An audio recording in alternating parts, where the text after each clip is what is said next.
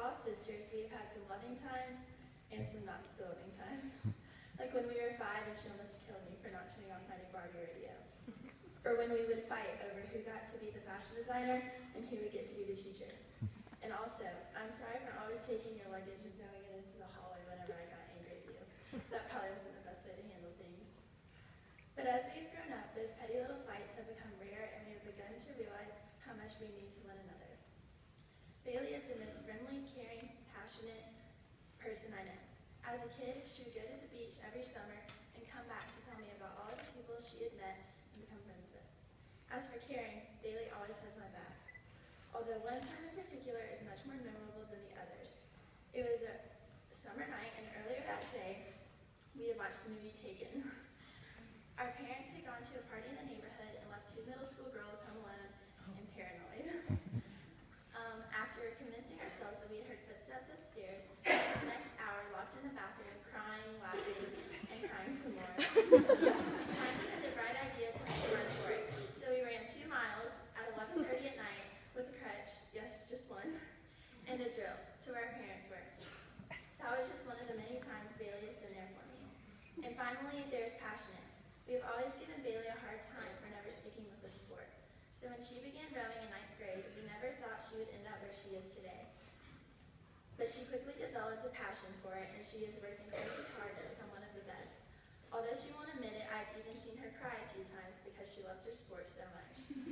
Bailey, I truly look up to you, and I'm so excited for you to go to California to experience college. I love you. So without further ado, please welcome my cousin, Bailey Wood.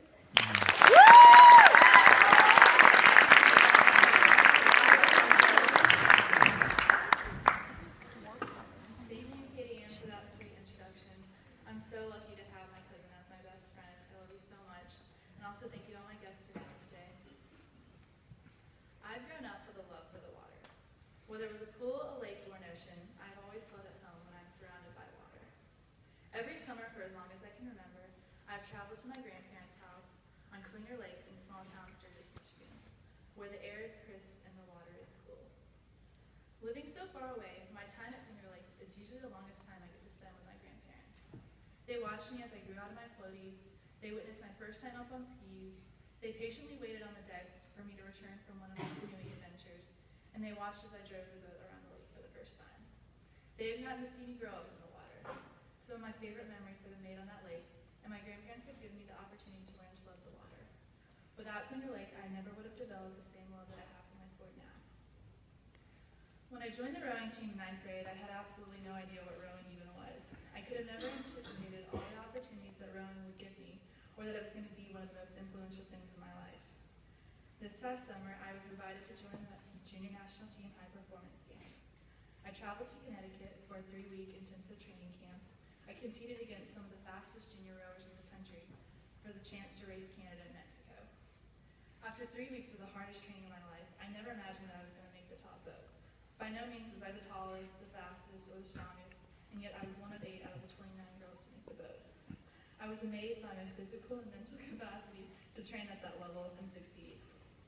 The next phase of camp was traveling to Oklahoma City to one of the most equipped training centers in the country to practice for 1 more week until we would race Canada and Mexico.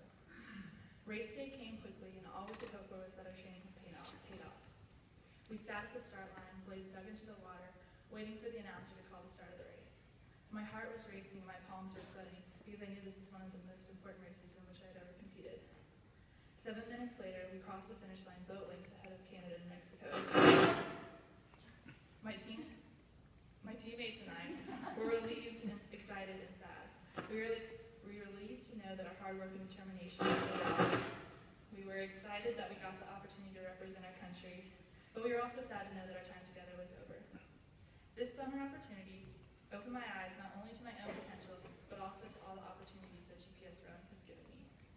Now that I'm beginning my final season as a GPS rower, all those similar emotions are coming back.